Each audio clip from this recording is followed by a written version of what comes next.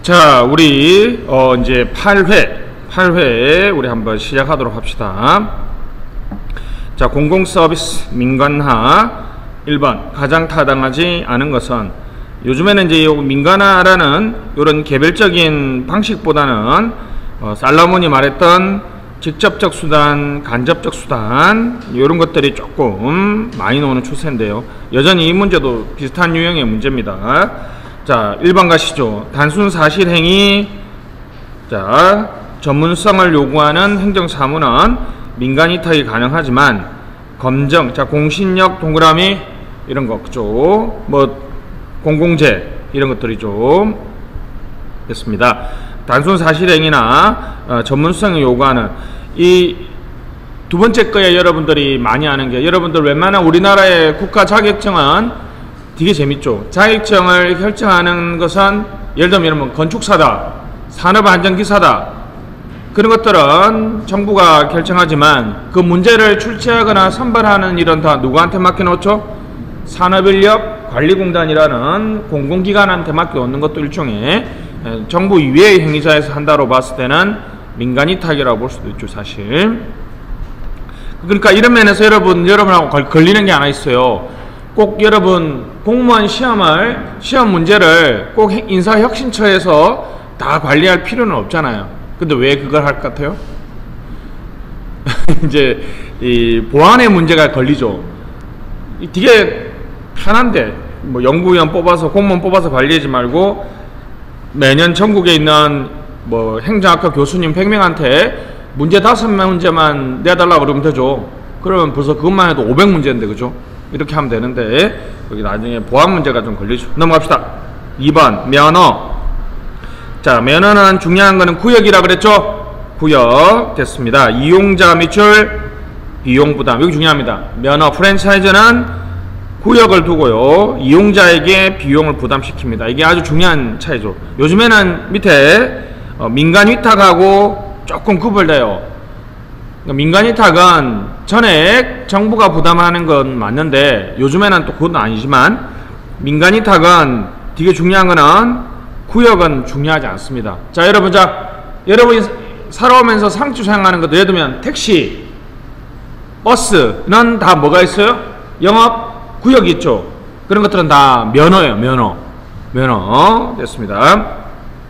3번 자원봉사자에게 직접적 보수 지급하지 않으면서 자원봉사자는 이겠네, 그죠? 자원봉사자는 직접적인 보수는 지급하지 않으면서 서비스의 생산, 요 중요한 거는 이제 직접적인 보수는 지급하지 않는다는 거죠.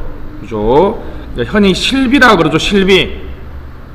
태안자원봉사 갔는데 수고했다고, 그죠? 뭔가 돈을 주면 안 되지만 거기까지 와서 할 때 차비, 실제로 든 비용, 그죠? 차비. 그 다음에 뭐 밥 정도는 줘야 되겠죠, 그죠? 됐습니다. 고실비 중에 제가 얘기했잖아요. 평창 동계올림픽 그 자원봉사자들한테 준 그거 이게 뭐라 해야지, 이게 패딩이라 그러나 요즘에 그게 지금 뭐 중고시장에서 뭐 엄청나게 비싸게 거래되고 있다고 그러죠. 레어템이야, 레어템. 그죠?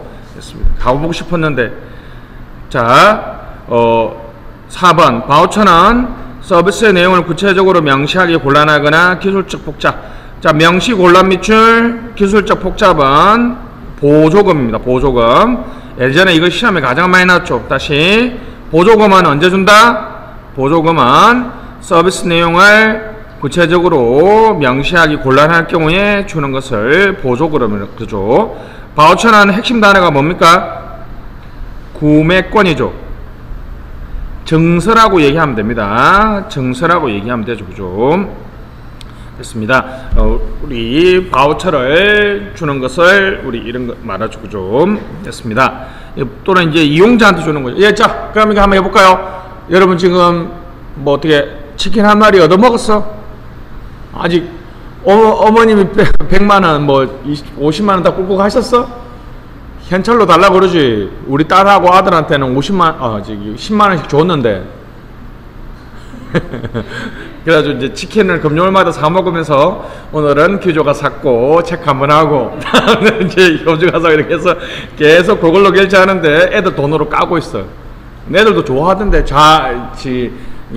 이게 소유권 의식이 생겨. 그러면 엄마 내가 주문하니까 뭐 요닭 한 마리 이렇게 해가지고 옛날엔 내 마음대로 주문했는데 이제 자기 마음대로 하더라고요. 그래서 중국집 시킬 때도 이제 그렇습니다. 그죠? 자, 웃으면 안 되고. 국가재난지원금은 뭡니까? 바우처지, 바우처. 구매할 수 있는 권리를 주는 거죠. 보조금은 중요한 건 여러분 생산자 쓰세요. 생산자. 보조금 썼죠? 그죠? 근데 생산자한테 주는 건 뭐라고요? 보조금이에요. 자, 여러분 복지법인에게 정부가 주는 돈은 뭐라고요? 보조금이에요. 자, 여러분 시내버스 적자 노선을 운영하면 정부가 뭐 해줘? 보조를 해주죠. 그럼 보조금인데, 자, 여러분들은 이용자죠. 더 쉽게 말하면 고객이나 국민한테 주는 것은 우리 바우처죠. 그죠? 근데 이제 엄밀하게 말하면 재난지원금은 바우처하고도 조금 안 맞아요.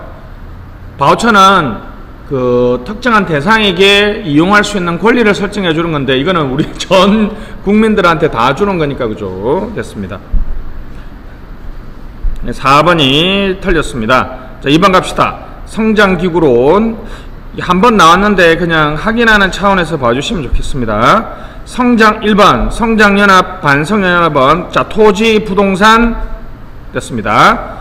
토지 부동산의 이용과 관련해서 싸우는 것을 말합니다.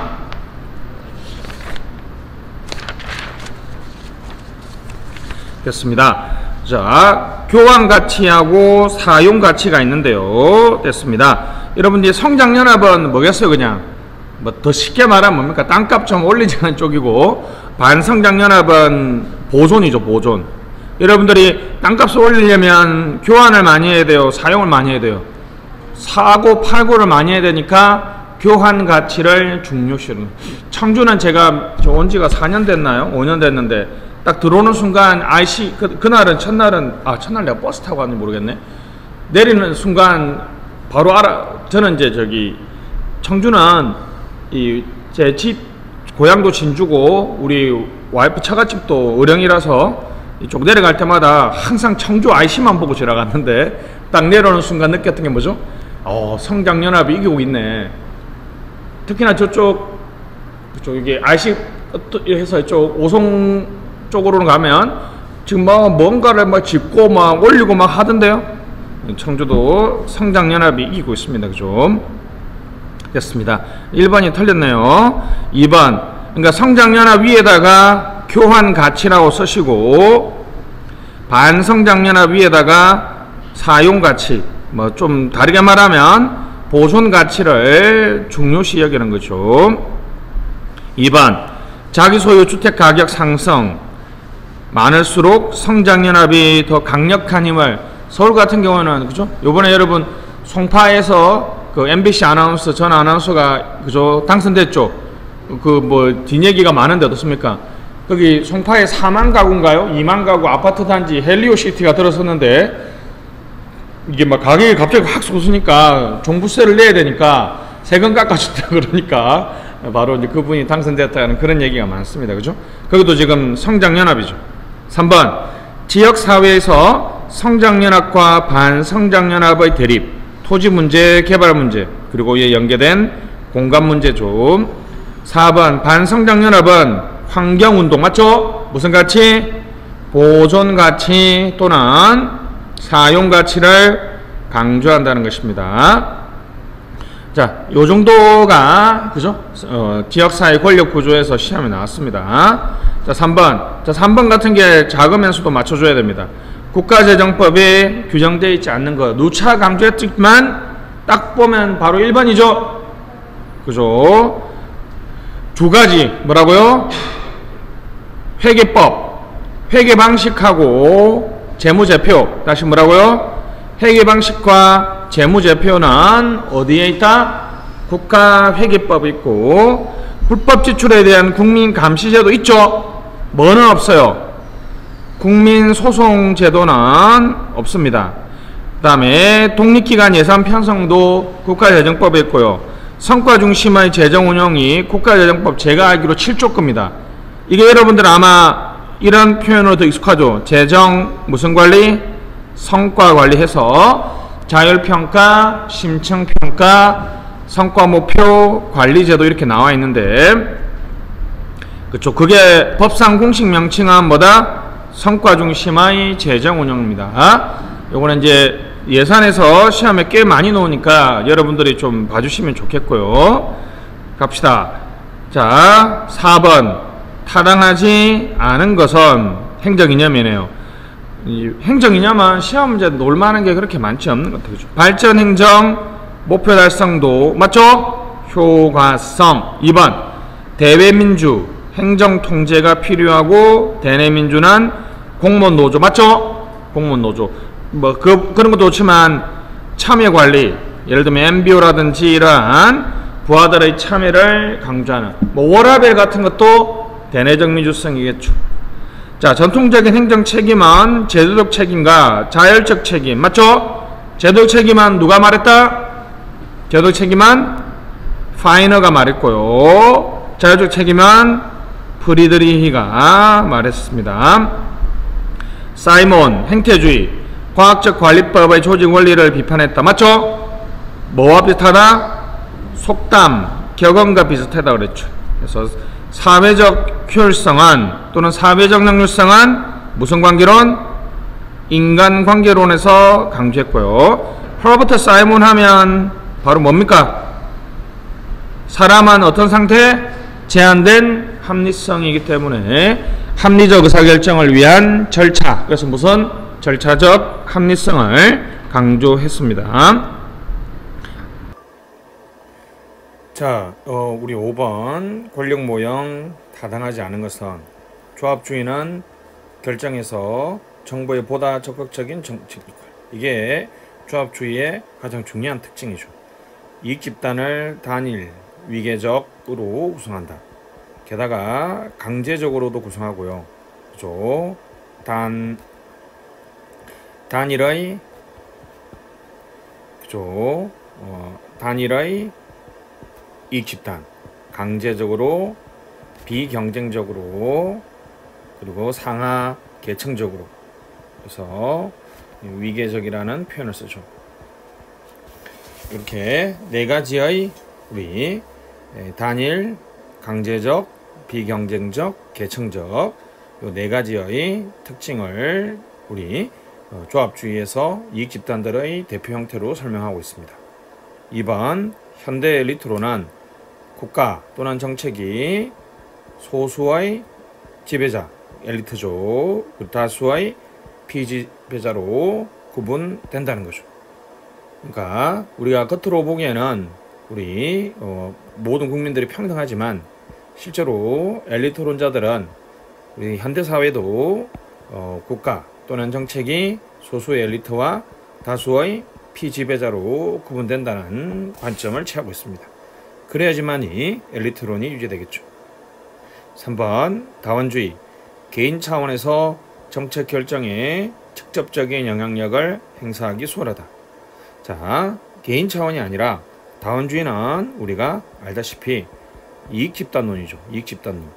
그래서 5천만 명의 우리 한국 사람들을 개인적으로 연구하는 게 아니라 남자 집단과 여자 집단, 서울과 경기도, 이런 식으로 남자, 여자, 서울, 경기, 이렇게 각각 개인이 아니라 집단으로 구분해서 접근하면 정책 과정을 연구하기가 아주 편하겠죠. 그래서 개인 차원이란 말이 틀렸습니다. 절대 다원주의, 이익 집단론은 개인 차원에서 연구를 하지 않습니다. 자, 4번 페버주의자들은 국가가 정책 과정에 유일하죠. 절대적 영향력. 페버주의자들, 그죠? 그래서 신페버주의자들은 또는 신다원주의나 또는 네오 마르크시스트, 거의 대부분 요 뜻이 그죠? 시어스로 끝나죠. 이 학파들은 상대적 자율성을 주장합니다. 상대적 자율성.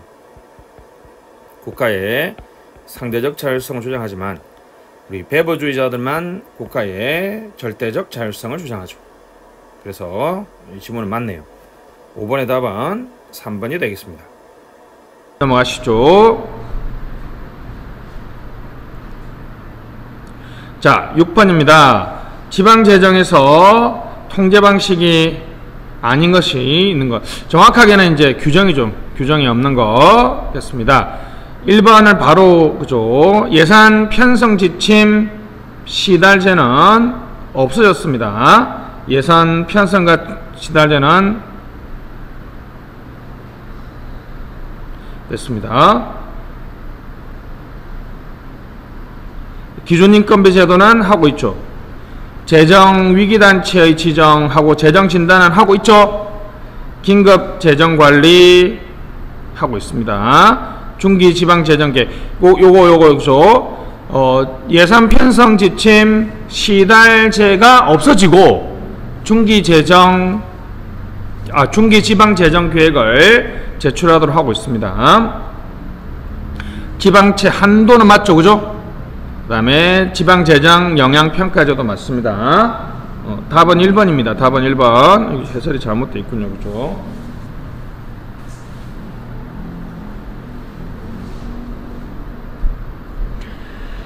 자, 그래서 해설은 바꿔주시면 되겠고, 여기 이제 없어진 것을 물어보고 싶습니다, 그죠? 그 옆에 여러분 예산 편성 지침 시달제 근처에다가 총액 인건비 써보시고,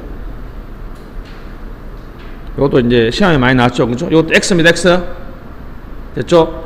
근데 이제 중앙은 여전히 무슨 인건비 제도? 총액 인건비 제도를 하는데 지방은 기준 인건비 제도를 합니다. 좀 더 자율성이 많다라고 생각하시면 돼요. 안에 내용까지는 뭐 기억 안 해도 되고요.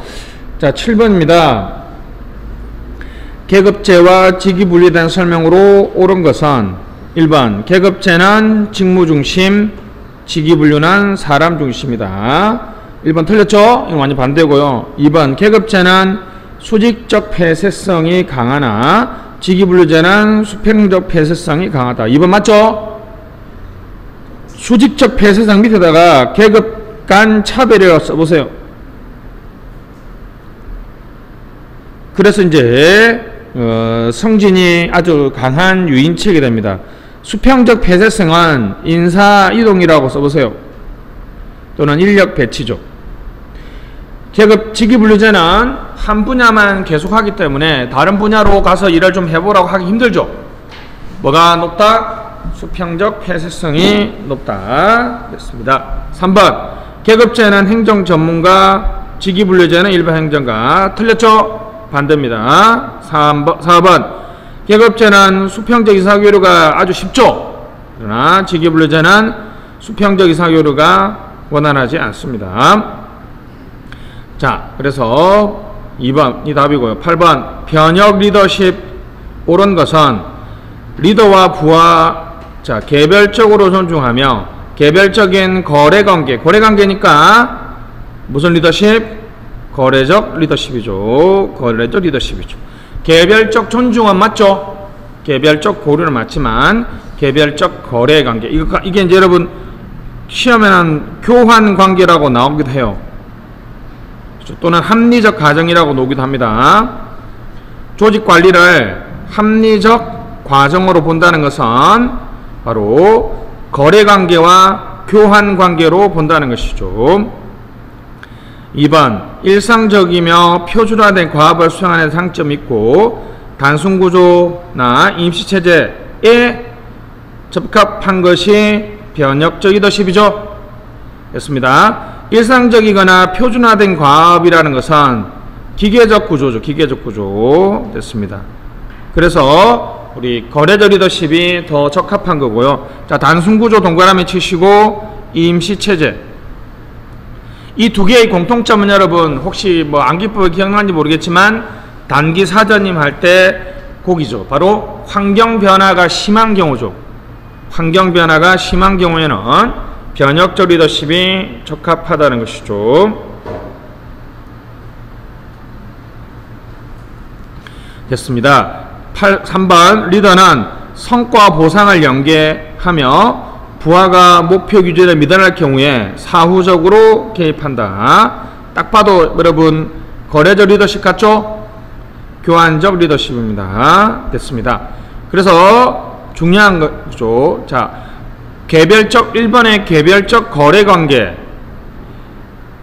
자, 2번 일상적이고 표준화된 과업. 3번 성과와 보상의 연계. 사후적 개입은 요 방금 밑줄 친 4개는 거래적 리더십 또는 교환적 리더십의 중요한 특징이 되겠습니다. 4번 배너지 리더십은 도덕심이 낮고 비윤리적이다. 그죠? 제가 뭐라 했어요? 스티브 잡스가 교통 위반을 엄청 많이 했다 그러죠. 이런 거죠. 나는 특별하다 이렇게 생각한다는 거죠. 혹시 밑에 하살표 해가지고 섬김 리더십, 윤리, 도덕 리더십. 최근에 그래서 섬김 리더십이 강조되는 이유가 바로 이 변혁적 리더의 어떤 측면, 부정적 측면을 시정하기 위해서 등장했다는 것이죠. 됐죠? 요즘에 여러분 많이 바뀌었잖아요. 여러분들 뭐 제가 맨날 그러잖아요. 그죠? 우리는 뭐라고요? 오뚝이라고 쓰고 가뚝이라고 읽는다는 거죠. 우리 여러분 옛날 방식이 틀렸잖아요. 싸고 싼 물건을 만들어내거나 많이 파는 것보다는 무슨 경영? 윤리적 경영 또는 기업의 사회적 책임을 다하는 쪽이 오히려 더 요즘에 그죠? 실제로 뭐 따지고 진라면이 오뚜기가 이렇게 영업이 뭐 그보다는 이제 뭐 아시아나요 그죠? 우유 뭐죠? 남양인가요? 메일이 망한 거죠. 그죠? 윤리적 경영과 비윤리적 경영의 차이를 극명하게 보여주고 있습니다. 그죠? 자, 가시죠. 그래서 답은 4번이고요. 자, 9번 시장 실패에 대한 이론 중 타당하지 않은 것은 코즈, 긍정 외부 효과는 자발적 합의, 부정 외부 효과는 정부 규제. 자, 1번이 틀렸죠? 그것이 긍정적이든 부정적이든 코즈 시어렘의 핵심적인 명언은 뭡니까? 외부 효과를 우리 어떠한 조건이 주어진다면 당사자들이 자발적으로 해결할 수 있다는 거죠. 그죠? 그래서 코즈 CRM 때문에 만들어진 게 무슨 배출권 제도?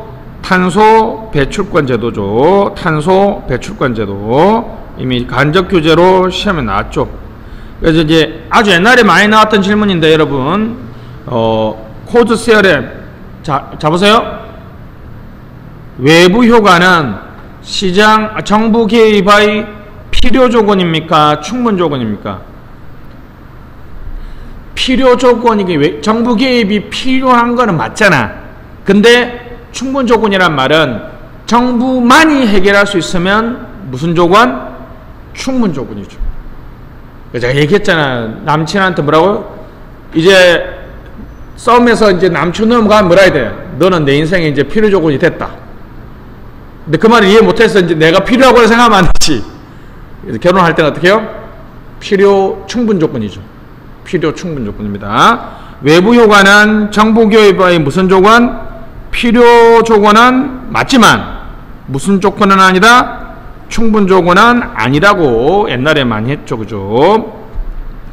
2번 할인 경합적이고 비배제적이 맞네요. 공유제 사용해서 합리적 인간들은 과잉 소비 편익 집중의 공유지 비극이 발생한다. 맞죠? 됐습니다. 이걸 무슨 외부 효과입니까? 이게 바로 부정적 외부 효과죠.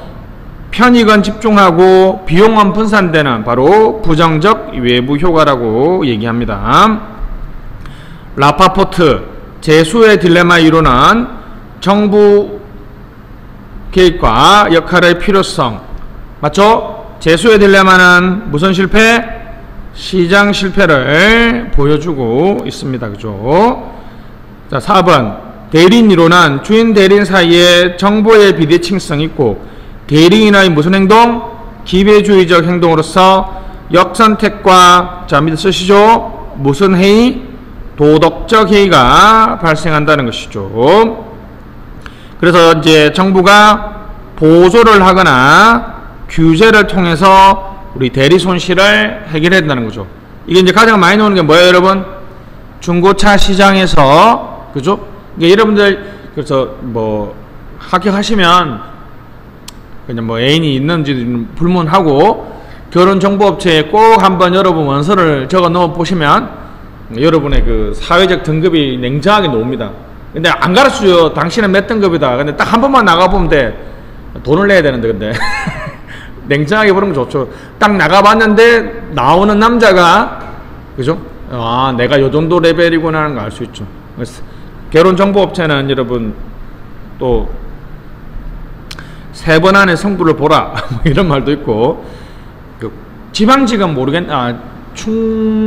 요번에 충북은 전체로 몇 명 뽑아요? 충남은 몇 명, 충북은 또는 청주는 몇 명 뽑는지 모르겠는데, 곳이, 이제 지금은 그러는지 모르겠는데요. 매년 한 200명씩 들어가잖아요. 그럼 결혼정보업체 이렇게 A, B, C 업체가 하고 이렇게 이게 협상을 해요. 왜냐하면 거기는 이제 엄청 대량으로 가입할 수 있으니까 또 인재가 좋잖아요. 그러니까 여러분들도 나중에 청주시에 붙으면 청주시 이번에 한 50명 뽑죠. 그러면 이제 단체로 협상력을 발휘해 보시기 바랍니다. 그렇죠?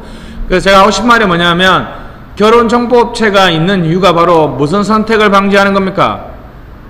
여러분이 남자 여자 만나면서 이 집안에 뭐 형제가 어떻고 뭐 아버지가 뭐 하시노 뭐 얘가 재산이 얼마고 키는 거짓말 안 칠까 뭐 건강검진 받아야 되는데 참 내가 말하기 애매하다 이런 것들을 깔끔하게 다 해결해 주죠. 그죠? 역선택입니다. 역선택 됐습니다. 그래서 답은 1번이고요. 자 10번 가시죠. 조례입니다. 조례는 항상 시험에 많이 나옵니다. 1번 지방의회는 법률의 범위 내에서 조례를 제정할 수 있고 다만 주민의 권리 제한 의무 부과는 이 권리 제한 의무 부과를 행정법 하시는 분들은 이걸 법규라 그러죠. 법규 사항은 벌령에 의하면 반대죠. 다시 이런 거 속으면 안 됩니다. 다시 무슨 범위 내에서 법령의 범위 내에서 조례를 제정할 수 있고요. 제형 법정주의, 조세 법률주의, 형벌과 세금은 국민의 권리와 의무에 관한 사항이죠.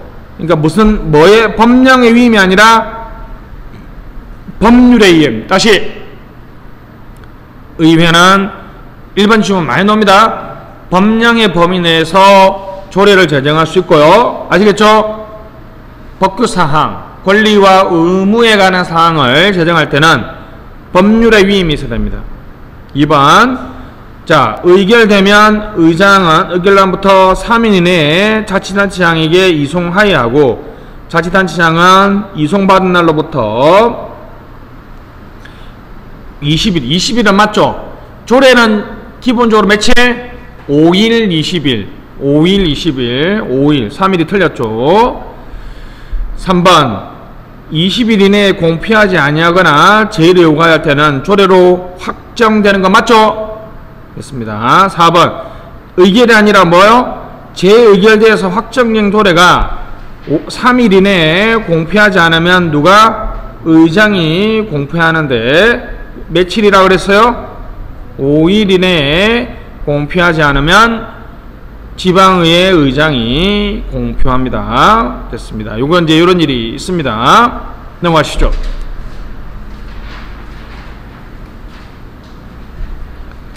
자, 공무원의 행동규범 옳지 않은 것은 자, 이건 이제 안의 내용도 노지만 어디에 있는지도 상당히 중요한 문제입니다. 공직자가 공익을 현저히 침해하는 경우 상백명 이상의 연수로 감사원에 감사 청구할 수 있다 그랬죠. 근데 이거는 부방법이라고 써보세요.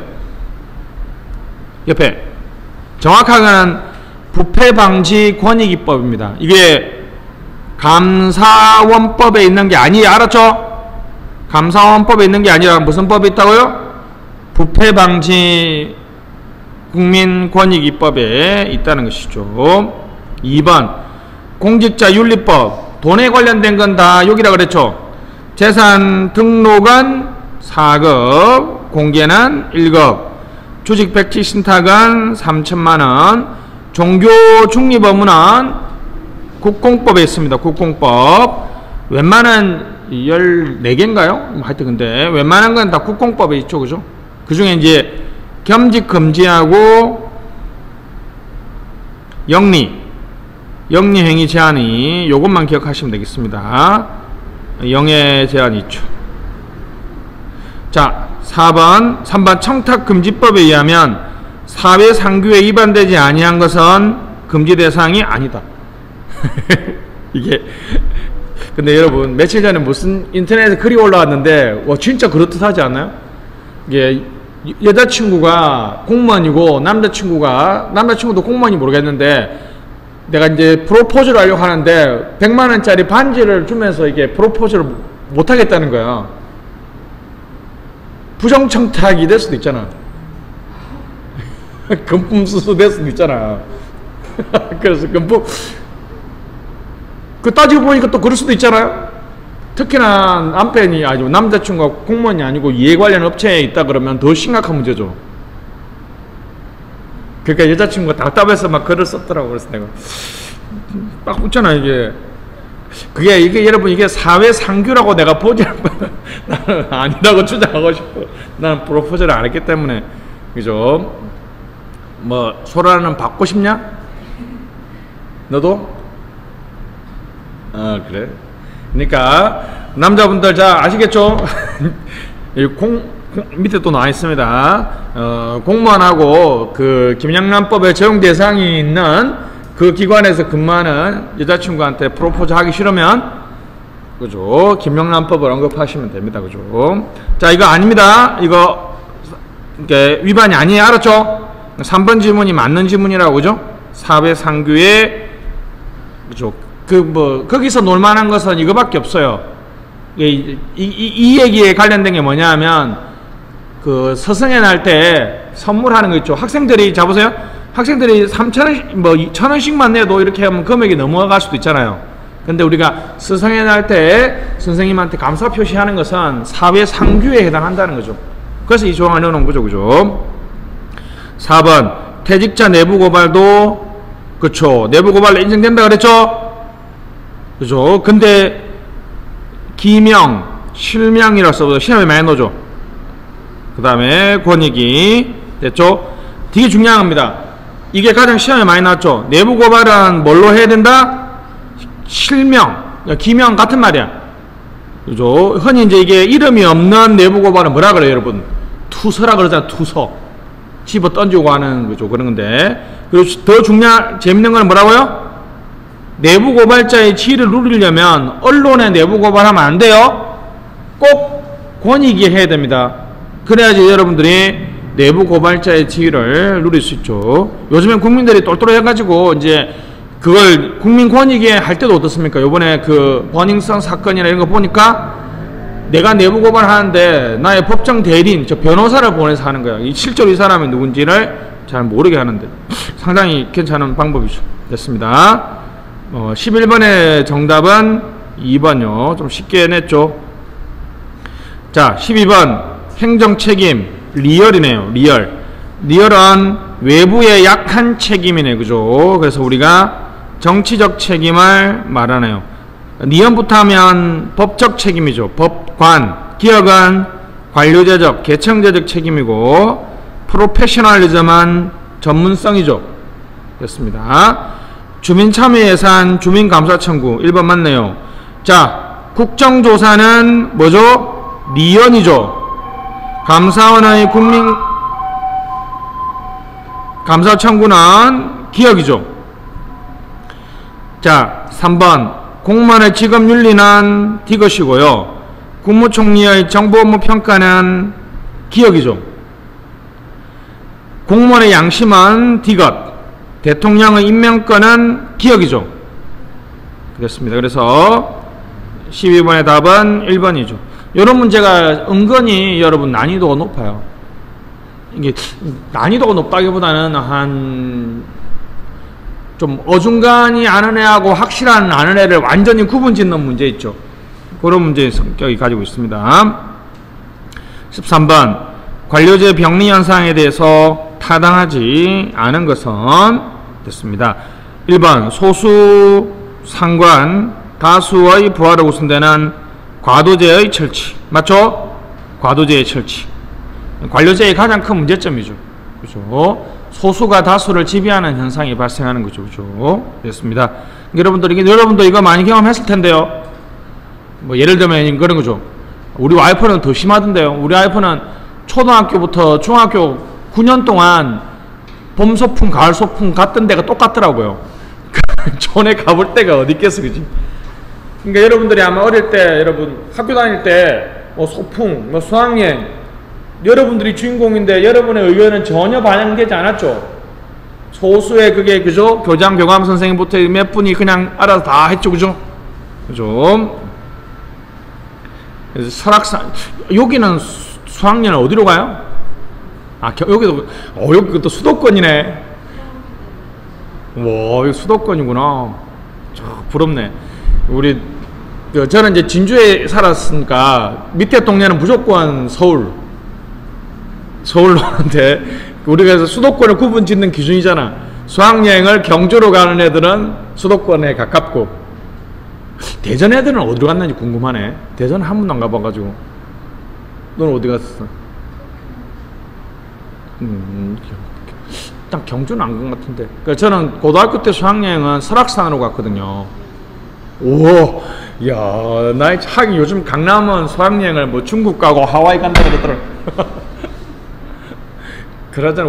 우리 딸은 초등학교 6학년인데 9월달에 지금 그 졸업여행 못 갈까봐 막 전전긍긍해.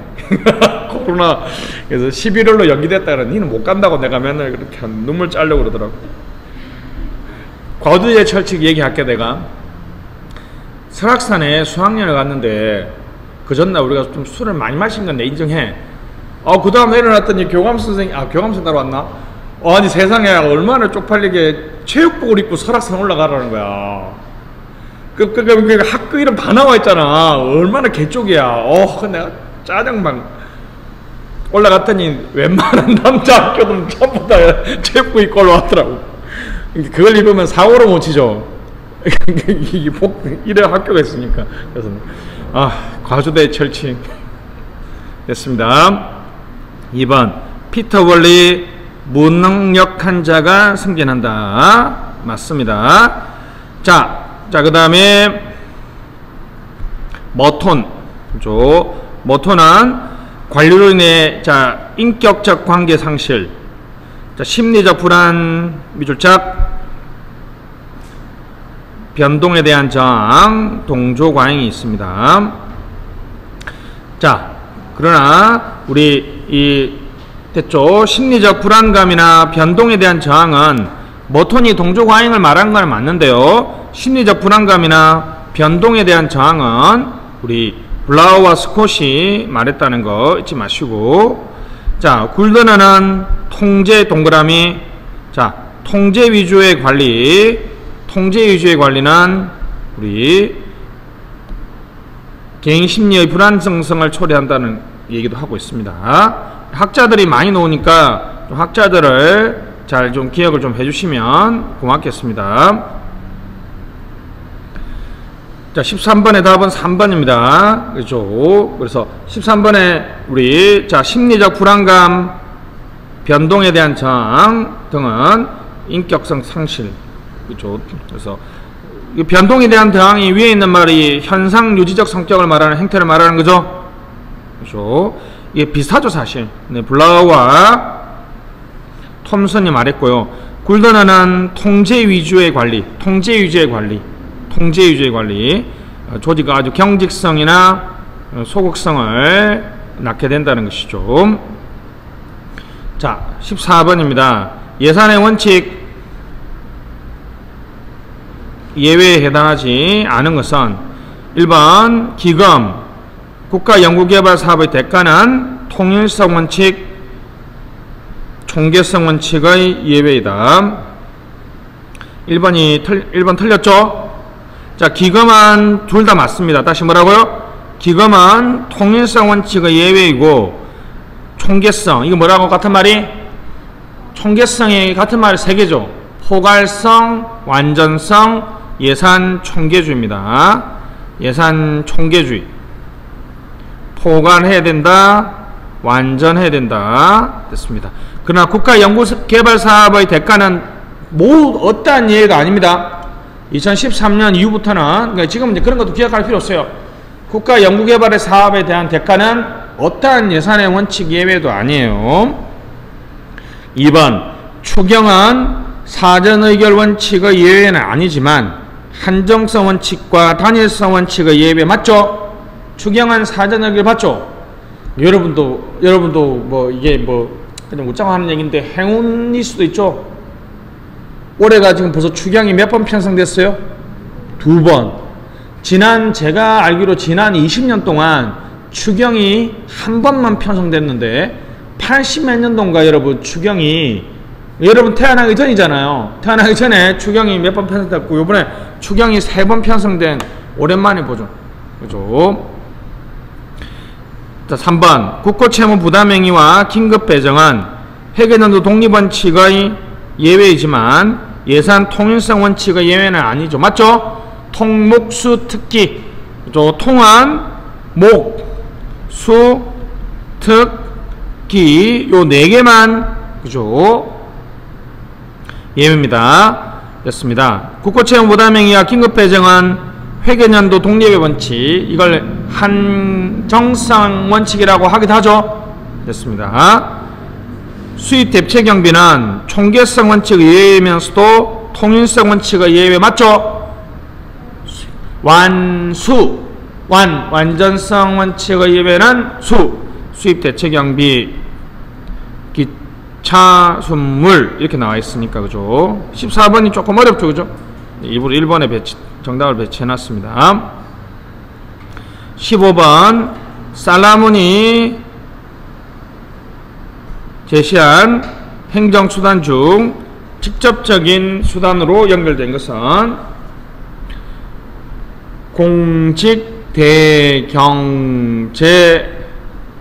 공직대경제소주소 됐습니다. 공기업 직은 직접 지출이나 직접 대출이죠. 대출. 경제규제가 직접 수단이라는 거죠. 그래서 공기업 재난지원금 경제규제. 15번의 답은 1번이네요. 그죠? 사회규제 이거 잡아야 됩니다. 경제규제는 무슨 수단? 직접. 왜? 그 기업한테 가격 올리라 마라, 너는 여기서 영업할 수 있다 없다 이렇게 하지만 사회규제는 거의 대부분 무슨 규제죠? 간접규제죠. 간접규제죠. 됐습니다. 보조금 바우처가 있고요. 정부 소비는 직접 규제 많습니다. 3번에. 재난지원금은 직접 규제 많은데 민간 위탁은 아까 봤죠? 정부가 뭐만 하고 결정만 하고 집행은 민간에 맡기는 거니까 간접규제죠. 보조금은 간접이고요. 조제수도 간접인데 정부 소비는 직접 규제가 되겠습니다.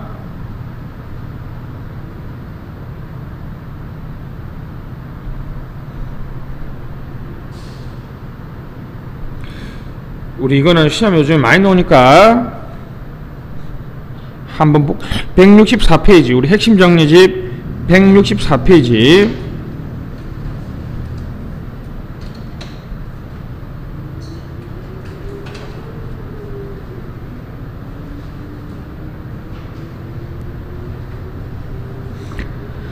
어 160페이지부터 한번 쭉 봅시다. 요즘에는 이제 요것보다는 자 106페이지 이제 6번 민간화 민영화입니다. 그죠? 예, 민간화는 사바스가 말했던 민간화라는 것이 민영화보다는 훨씬 더 넓은 개념이죠. 그래서 이거는 이제 생략에 나와 있는 거고 밑에 그 삭화 표시 있죠. 자, arrangement 찾았습니까? arrangement, provide는 결정 동그라미 치시고 이 시험에 나왔습니다. 배열자는 provide고 결정을 담당. 알았죠? 그리고 생산, produce, 집행. 아시겠죠? 됐습니다. 항상 produce 하면 product. OR이 아니라 ER 아닌가? 됐습니다. produce. 제가 왜 웃느냐 하면 이거 하면 맨날 그 장건석의 그 병맛 같은 프로듀스 101 있죠. 101 국민 프로듀스님 할 때 그 프로듀스가 생각나서 그렇습니다. 자 갑시다. arrange, provide는 결정하는 거고요. produce는 집행하는 겁니다. 요게 이제 사바스가 나눴던 4가지 사분법이고요. 자 요것만 기억하시고 넘어갑시다.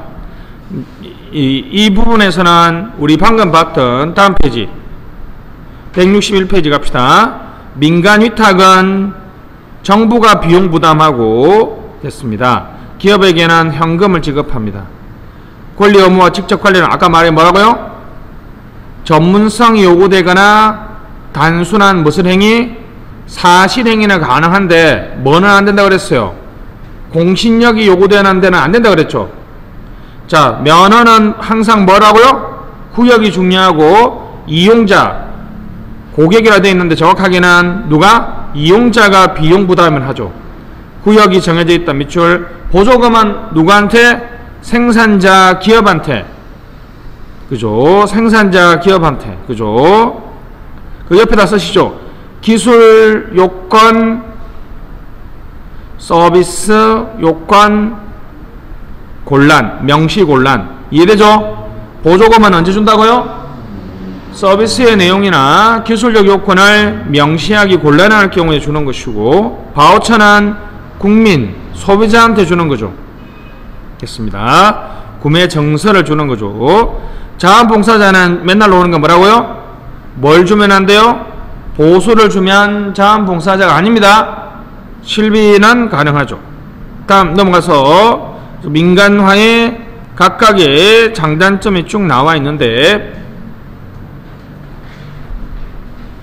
162페이지 그 밑줄 친 거 위주만 볼게요. 자, 민간위탁에서는 요즘에 많이 노는 게 바로 뭡니까? 민간위탁을 했더니 오히려 더 민간이 더 문제가 많더라. 바로 이른바 크림 탈취. 수익 좋은 것만 민간위탁을 하려는 행위를 말해요. 아시겠죠? 그 다음에 한국의 경우 수직적으로 지방자치단체에게 민간위탁을 추진하고 있습니다. 자, 보조금은 항상 나오는 게 뭐라고요? 서비스 요건을 명시하기 곤란하거나 기술적으로 복잡한 경우 많고, 바우처는 가장 중요한 게 어떻습니까? 부정판매인데, 지금도 여러분 국가재난지원금을 그죠? 이게 다시 현금으로 바꾸는 그런 게 있다 그러죠? 그죠? 걸리면 끝장납니다. 그죠? 넘어가시죠. 바우처는 일단 넘어가시고 164페이지. 요즘에 이게 가장 시험에 많이 나오죠. 가장 최근에 나온 그죠? Tools of Government라는 책이 2002년인가요? 이때 나왔는데, 자 갑시다. 직접성이 있습니다. 그죠? 직접성 됐습니다. 직접성이 높은 거 나와 있죠. 높음 나와 있죠. 일단 이것만 구분하세요. 중간은 잘 안 나오니까 직접성은 됐죠. 직접성이 높은 경우에는 자 가시죠. 직접성이 높은 경우에는 첫 번째는 공적 보험. 이거 뭐겠어요? 흔히 이야기하는 우리나라의 무슨 보험? 4대 보험은 공기업 공공기관이지만 사실상 정부가 직접 하는 거죠. 직접 대부라고 나와 있죠. 이걸 뭐라 그래요? 융자라 그러죠. 융자 또는 융자 지출이라고 합니다. 경제 규제는 이게 중요하죠. 중간에 보면 사회 규제가 나와 있죠. 다시 경제 규제는 무슨 수단이라고요? 직접 수단이지만 사회적 규제는 간접 수단입니다. 공공정보인데 정확하게는 정보 제공이라고 써보세요. 정보 제공. 이거는 너무 쉽습니다, 여러분. 기상청만 쓰면 되죠. 기상청이 여러분 일기예보하죠. 그죠? 아, 요것도 있네 여러분. 재난문자. 재난문자도 여러분이 받기 싫은데 그냥 무작정으로 보내주죠. 정보 제공이죠. 공기업, 그 다음에 정부 소비. 정부가 직접 소비하는 것을 말합니다. 정부 소비가 뭐겠어요? 우리나라로 치면 조달 같은 거겠죠? 됐습니다. 그래서 저는 이걸 그냥 공직, 대, 경제.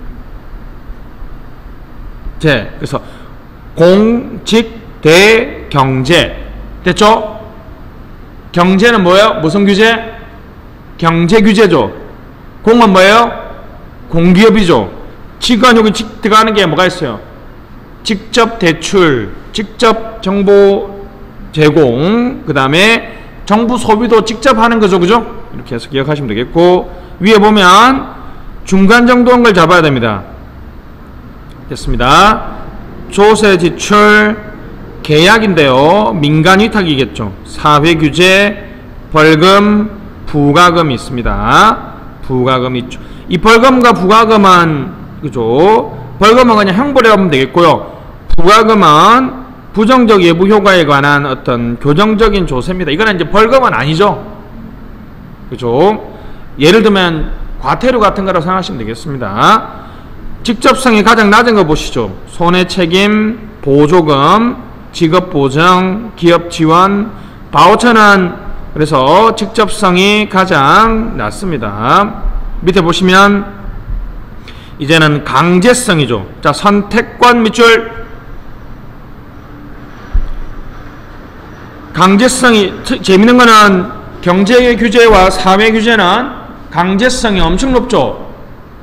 규제가 여러분 정해지면 바꿀 수가 없잖아요. 그죠? 됐습니다. 혼합적인 것은 바우처, 보험, 국고보조금, 공기업 대출, 직접 대출, 계약, 벌금이죠. 강제성이 가장 낮은 것은 손해책임법, 정보 제공, 조세, 지출입니다. 역으로 이야기하면 국민들이 이것을 선택할 수 있을지에 대한 선택권이 있다는 거죠. 넘어가시죠. 여기까지. 그래서 요즘에 이게 가장 많이 나옵니다. 나중에 바쁠 때 이것만 보면 다시. 이건 좀 조금 이제 쉽게 공부하려면요, 직접 수단을 열심히 외우면 돼요. 알았죠? 직접 수단을 열심히 외우면 됩니다. 요즘에는 그 밑에 강제성이 중간 정도인 것은 이렇게도 나오기도 하니까 한번 이것도 조금 눈으로 좀 봐주시면 고맙겠습니다. 자, 거기서 해서 정책 수단까지 했고요. 자, 16번입니다. 지방자치법상 주민 조례 재개폐 청구인데 제외 사유에 해당하지 않은 것은, 이건 이제 두 가지만 보면 된다 그랬죠. 세금이나 뭐 기관이나 시설을 설치해 달라는 건 안 된다 그랬죠. 자, 지방세 부가징수, 2번 행정기구 동그라미 치시고, 4번 공공시설. 아시겠죠? 세금, 기구, 기관 이런 거 안 돼요. 3번 재판수사 관련 주민감사 청구입니다. 주민감사 청구의 제외 사유죠. 됐습니다. 자, 요즘에 요게 많이 나옵니다. 아시겠죠? 주민참여에서는 뭐가 제외 사유인지가 시험에 좀 많이 나오니까 그거 봐주시면 되겠고, 자, 공무원 노조 옳은 것은 노동조합에 가입한 9급 일반직, 자, 노동조합에 가입 대상이죠. 6급 이하 일반직, 1특 외별이라 그랬죠. 6급 이하의 일반직, 특정직 중에서는 외무공무원, 그리고 별정직 공무원은 가입할 수 있다는 거죠. 공무원 직장협의회도 가입할 수 없다. 직장협의회는 노사 간담회와 같은 성격인데요. 노조의 권한이 없기 때문에 굳이 가입해도 크게 문제가 되지 않습니다. 가입할 수 있습니다. 자, 6급 이하의 일반직, 특정직 중에서는 외무, 사실상 노무에 종사하는 공무원, 교원노조, 흔히 우리가 얘기하는 전교조죠. 자, 지금 우리 나라에서 공무원임에도 불구하고 노조에 가입할 수 있는 사람들이죠. 단체 협약, 단체 행동에 대해서는 공무원 노조법의 적용을 받는다. 자, 여기 경우에는 여기 공무원 노조법의 적용을 받는 것은 방금처럼 일특 외별을 말하고요.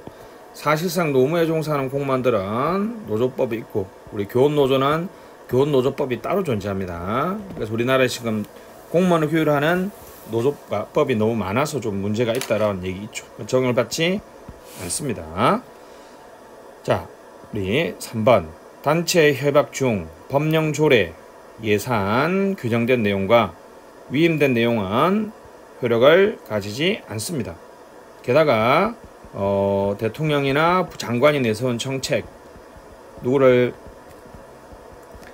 뽑고 누구를 승진하는 정책, 그죠? 그래서 법령 조례의 사항과 정부의 정책이나 임용권 행사는 아예 단체 협약의 대상 자체가 아니에요. 설령 단체 협약을 체결한다 해도 효력이 없습니다. 물론 이거 빼고도, 그죠? 이 법령 조례, 정책, 임용권 행사 이외의 사항에 대해서 단체 협약을 체결해도 법적인 효력은 없습니다. 성실히 이행할 노력만 있죠. 단체 교섭이 결렬될 경우 이를 조정 중지하기 위해서 중앙노동위에 공무원 노동관계 조정위원회를 둔다. 여기 맞죠? 중노위에 둔다. 중앙노동위원회에 둔다는 게 중요하게 되겠습니다. 그래서 답은 4번이 되겠네요. 18번 회기가 나와 있네요. 옳지 않은 것은 뭐 쉬우면서도 어렵습니다. 재정 운용표는 회계연도 동안 수익, 비용, 순수익으로 구성된다. 맞죠? 운영표죠. 됐죠? 있네요. 재정 상태표는 현금주의와 당식부기, 재정 운영표는 발생주의 복식부기. 이거 2번 틀렸죠?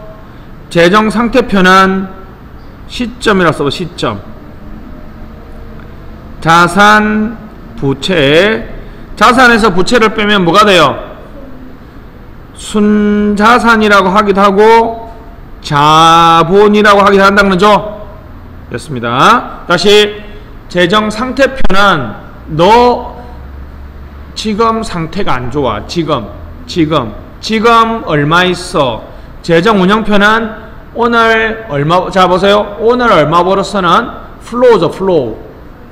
플로우. 지금 어떤 특정한 시점이죠. 이것도 시험에 아직 안 나왔는데 언젠간 나올 겁니다. 엄청 중요한, 회계학에서 중요한 단어예요. 그죠? 다시 재정 운영표의 결과물이 재정 상태표라고 보면 되겠죠. 이래죠. 지금 재정 운영해서 수익이 많아졌으면 뭐가 늘어나겠어요? 자본이나 순자산이 늘어날 거고, 그죠? 수익이 적으면 비용이나 부채가 늘어날 거니까. 다시 재정 운영표는 동안, 그죠? 재정 상태표는 특정 시점의 자산, 부채, 순자산이죠. 재정 상태표는 현재의 별표, 자산, 부채 보여주고 있습니다. 4번 결산 보고서상 우리나라의 중앙정부의 재무제표는 재정 상태표, 재정 운용표, 순자산 변동표. 맞죠? 그러니까 제가 어떻게 외워요? 상운변으로 외워죠. 상운변으로 외웁니다. 이건 이제 앞으로 많이 나올 겁니다. 됐습니다. 기억해 주시고 19번 역량평가입니다. 이것도 앞으로 엄청 많이 나오겠죠. 역량평가. 옳지 않은 것은 복수의 평가자들이 평가하는 평가센터법 평가 오류의 최소화. 이거 맞습니다. 혹시 모르니까 9명이라고 써주시고 9명이 평가하기 때문에, 그죠? 뭐 특정한 사실 한 명을 포섭하기는 쉬운데 9명을 하기는 상당히 힘들죠. 그죠? 그렇습니다. 승진 임용 이후에 미래 발전 가능성을 증진시키기 위한 평가제도. 답은 2번이네. 그죠? 자, 우리 역량평가는 항상 시험이 많이 나오는 거 뭐라고요? 사전 검정이라고 써보세요.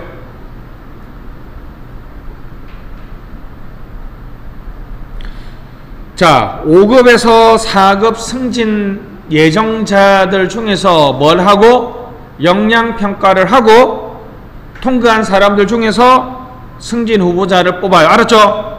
또 4급에서 3급은 요즘에 뭐라 그래요? 3급 이상은 고위공무원 단위라 그러죠. 그래서 4급에서 SES 고위공무원단 진입하기 전에 뭐부터 하고? 역량평가를 하고 통과된 사람들을 승진 후보자 심사위원회에 가서 심사를 거쳐서 적격자를 뽑습니다. 사전 검정 장치죠. 3번 역량평가는 자 구조화된 모의사항 그렇죠. 평가 오류를 줄이고 신뢰성 별표. 구조화된 모의사항이라는 건 뭐냐면요, 똑같은 과제를 준다는 거예요. 여러분들이 면접을 할 때가 전형적인 구조화된 모의사항이죠. 면접을 할 때가 전문적인 구조화된 모의사항이죠. 그쵸. 재작년인가요? 그 5급 고시 3차 면접에서 재밌는 질문, 너무 뻔한데 재밌는 질문 했다는 거예요. 예를 들면 지역에 작년이구나. 작년인가 모르겠어요. 지역에 어린애들을 위한 체육시설을 건립하려면 저쪽 땅이 꼭 필요한데 그 땅 주인이 격렬히 반대하고 있대요. 어떻게 하시겠습니까? 이렇게 물어본 거죠. 뭐 인생 뭐 별거 있습니까? 인생 완마죠. 그래서 조폭을 동원하겠습니다.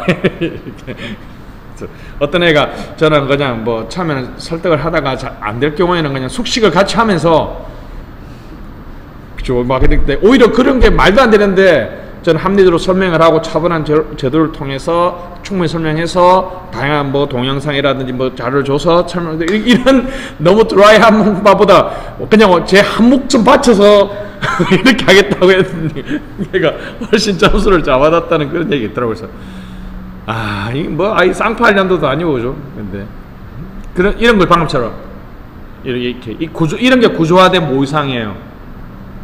됐습니다. 4번 성과에 대한 외부 변수를 통제함으로써 객관적으로 평가. 바로 구조화된 모의사항이죠. 왜냐하면 각자 하는 직무에서 역량평가를 하면 직무가 쉬운 것도 있고 어려운 것도 있잖아요. 사실 그렇기 때문에 객관적으로 평가할 수가 없죠. 그래서 바로 구조화된 모의사항이죠. 여러분들은 내신을 어느 정도 믿으세요? 신뢰하세요? 사실은 이걸 평가의 면에서는 상당히 도발적인 질문입니다. 왜냐하면 우리가 내신이 또는 학교생활기록부가 학생종합부라 그러나 요즘에는 그게 제대로 됐다면 별도로 수능 같은 거 볼 필요가 없잖아 사실. 근데 이제 그게 뭐요? 예를 들면 대원외고 꼴등하고 저기 지방에 있는 일반고 1등하고 이게 학력 격차가 너무 나잖아요. 학종이 엄청 좋을 때고 쟤는 학종이 별로 안 좋을 테니까. 그러니까 이제 구조화된 모의사항 같은 뭐라고요? 수능이 전형적인 구조화된 모의사항이라고 보면 되겠죠. 그죠? 됐습니다. 20번 정책 집행 성공 가능성에 대한 설명으로 옳지 않은 것은 상향식은 계층제적 집행 구조에서 성공 가능성이 높아진다. 틀렸죠? 이건 하향식이죠. 그죠? 계층제 때로는 상명하복이죠.